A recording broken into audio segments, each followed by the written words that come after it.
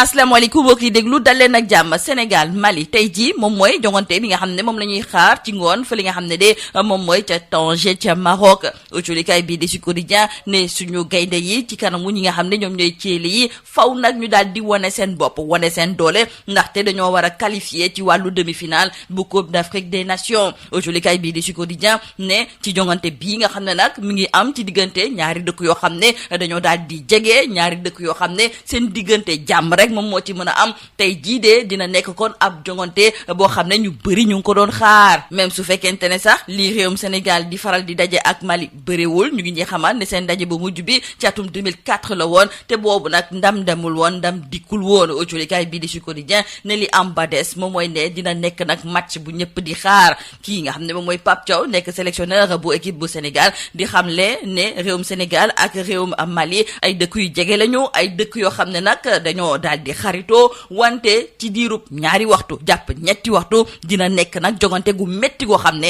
moom moo nar a am ci seen diggante autolikaay bi di Vox Populi nekkoon derbi bu tàng jër moom moo nar a am ci diggante réewum Sénégal ak Mali te nag dañoo bëgg a gagné ngir war a mën a bokk ci li nga xam ne kon moom mooy dernier carré bi maanaam qualifié ci wàllu demi-finale autolikaay bi di L'As ne suñu gaynde yi faw ñu wone seen doole tey ji faw ñu daal di suqi ñi nga xam ne kon ñoom ñooy ceeli yi subateel di ñu jottali ay kaddu Pape Thiaw moom mi nga xam ne kon xam na ne match bi ci tension la nar a nekkee wante muy woo ñi nga xam ne kon ñoom ñooy sénégalais yi ngir ñu daal di ci ànd ak dal ànd ci ak maîtrise boobu dafa fekk ci biir culikaay bi di Les Échos ki nga xam ne nag moom mooy entraîneur bu réew Mali moom di xamle ne mbir yi guerre la rax ci dolli ñoom waa Mali yàgg nañu di daje ak ay équipe yoo xam ne ñoom ñoo mën fuuf réewum Sénégal te pourtant dañ ciy génn Pape Thiaw ne nag mbir yi du guerre de match dong la ci diggante ñaari réew ñu daal di wax ci bor bi nga xam ne nag réewum Sénégal daf ko daal di amle tey jii ci biir jolikaay bi di réew mi quotidien jori gu njëkk gi di Ousmane Sonko moom mooy ne ala mukk ñi nga xam ne ñoom ñooy waa FMI ne duñu nangu tey duñu nangu ëllëg nag ñuy jël bor boobu di ko teg ci seen ndodd ba pare di leen forcer nag ci naka la ñu koy fayee jolikaay bi di Point Actu nañu kon ki nga xam ne de moom mooy Ousmane Sonko li ñuy tuddee restructuration nee na ala mukk duñ ko fi amal te it moom joxoñ na baraamu tuuma ñi nga xam ne ñoom ñoo nekk ci FMI ndaxte moom nee na la ko wóor ba wóor moom mooy ne lépp lu xew lépp luñ fi sooke jëmale ko ci wàllu koppar fii ci mim réew ñoom yégoon nañu ko jolikaay bii di Walf Quotidien ne kon ki nga xam ne moom mooy Ousmane Sonko moom démb la doon fësal kàddu yi ni mel di lànk nag lépp lu jublu ci wàllu restructuration wu bor bi te it muy xamle ne position googu mu daal di fësal position wu njiitu réewum Sénégal di Bassirou Diomaye Diakhar Faye position wu ministre des finances ak tamit ministre de l'économie jolikaay bii di Le Quotidien ne kon nañu jàpp ne ki nga xam ne de moom mooy Ousmane Sonko lànk na carré jëmale ko ci wàllu restructuration ndaxte nee na du nangu waa FMI et du ñu imposer li ni mel moom di joriñ gu njëkk gi nag mi ngi fësale kàddu yooyu ginnaaw ba mu doon dalal joriñ gu njëkk bu diwaanu Mauritanie ci conférence de presse conjointe bi nga xam ne ñu ngi ko doon amal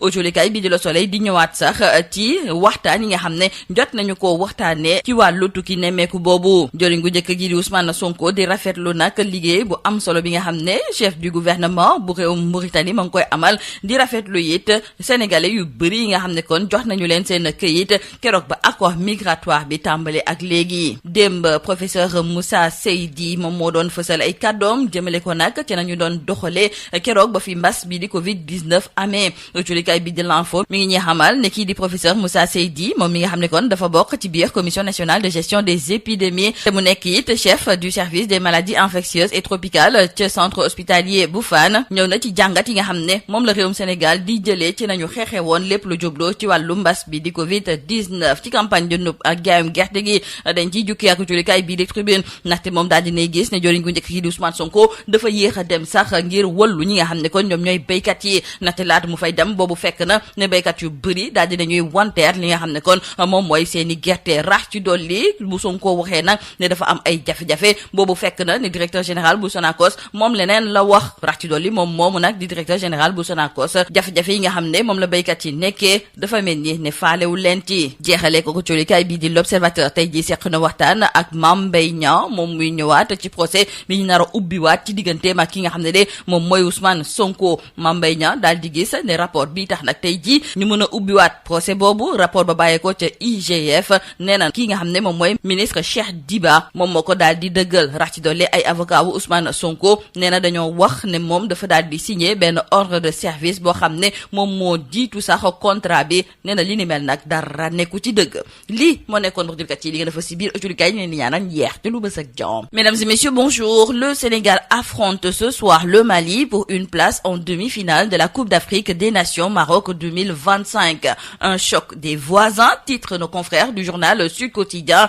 qui ajoute que face aux Aigles, les Lions doivent rugir et composter leur ticket pour les demi-finales de la Coupe d'Afrique des Nations. Tel est donc l'objectif assigné aux Lions du Sénégal. Et ce sera un derby ouest-africain qui s'est forgé une publicité particulière nourrie par une rivalité ancienne entre deux pays frères et voisins, même si leurs confrontations en phase finale de la Coupe d'Afrique des Nations sont rares. Les deux sélections ne s'y sont croisées qu'une seule fois et c'était en 2004, une rencontre soldée par un match nul. Dans le journal Le Sud Quotidien, nos confrères nous rapportent les propos de Pape Thiaw, le sélectionneur du Sénégal. Et pour ce dernier, c'est un match qui se prépare avec beaucoup de respect, de détermination. Le Mali, c'est un pays frère, mais entre lui et le Sénégal, ils seront adversaires pour juste 2 heures, voire 3 heures de temps maximum. Toutefois, Pape Thiaw trouve que ça reste un match de football et il faudra contrôler les émotions et rester concentré. Dans le journal Vox Populi, nos confrères nous parlent également de ce chaud derby pour une place dans le dernier carré. Et nos confrères du quotidien LAS, eux, trouvent qu'il faudra coûte que coûte déplumer les Aigles pour se qualifier en demi-finale.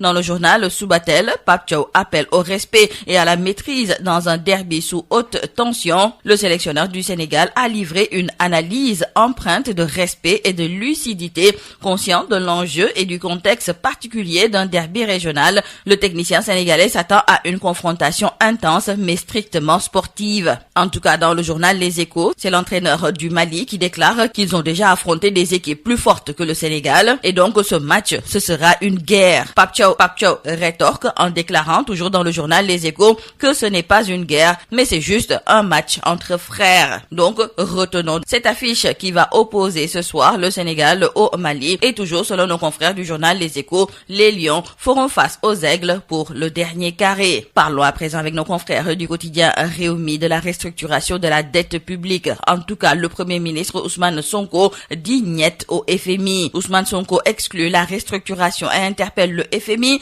titre nos confrères du journal Point Actu qui nous rapporte les propos du Premier ministre qui croit dur comme fer que le FMI a une part de responsabilité dans la situation actuelle qui prévaut ici au Sénégal. Et donc le FMI ne peut pas dire qu'il n'était pas informé. Ousmane Sonko tense. Le FMI trouve nos confrères du journal Walf Quotidien et le PM dit niet à la restructuration de la dette. Il fait savoir que c'est la position du président de la République, du ministre des Finances et du ministre de l'Économie. Donc avec ce refus de restructurer la dette, nos confrères du journal Le Quotidien trouvent que le Premier ministre Ousmane Sonko menace la reprise car il n'accepte pas que l'on impose au pays une restructuration. Le Premier ministre Ousmane Sonko s'est prononcé en marge d'une conférence conjointe qu'il a tenue hier avec le Premier ministre de la Mauritanie. Nos confrères du quotidien Le Soleil nous parlent d'ailleurs de cette visite du chef du gouvernement mauritanien avec des discussions au plus haut niveau qui ont donc agrémenté cette visite et Ousmane Sonko de dire que le Sénégal et la Mauritanie sont liés par l'histoire et une vision commune. Il a été annoncé lors de cette conférence de presse que 28 000 Sénégalais ont été régularisés depuis l'entrée en vigueur de l'accord migratoire. Gestion de la Covid-19, nos confrères du journal L'Info nous présentent les 12 leçons du professeur Moussa Seydi, le chef du service des maladies infectieuses du centre hospitalier national universitaire de Fann, a prononcé hier la leçon inaugurale pour l'année académique 2025-2026 de l'université Cheikh Anta Diop de Dakar. Et selon le professeur, l'arme la plus puissante en dehors de la médecine reste l'arme politique. Parlons de la campagne de commercialisation arachidière et nos confrères trouvent que le Premier ministre Ousmane Sonko a réagi comme un médecin après la mort, car beaucoup de paysans ont déjà bradé leur récolte et même si Ousmane Sonko reconnaît qu'il y a un problème, le DG de la Sonacos lui affirme le contraire. Et ce dernier, nous disent nos confrères du journal Tribune, est resté sourd aux cris de cœur des paysans et aussi aux alertes. Terminons par nos confrères du journal L'Observateur qui se sont entretenus aujourd'hui avec Mame Mbaye Niang. Il s'est prononcé sur la réouverture de son procès contre Ousmane Sonko et il lâche une bombe, nous disent nos confrères.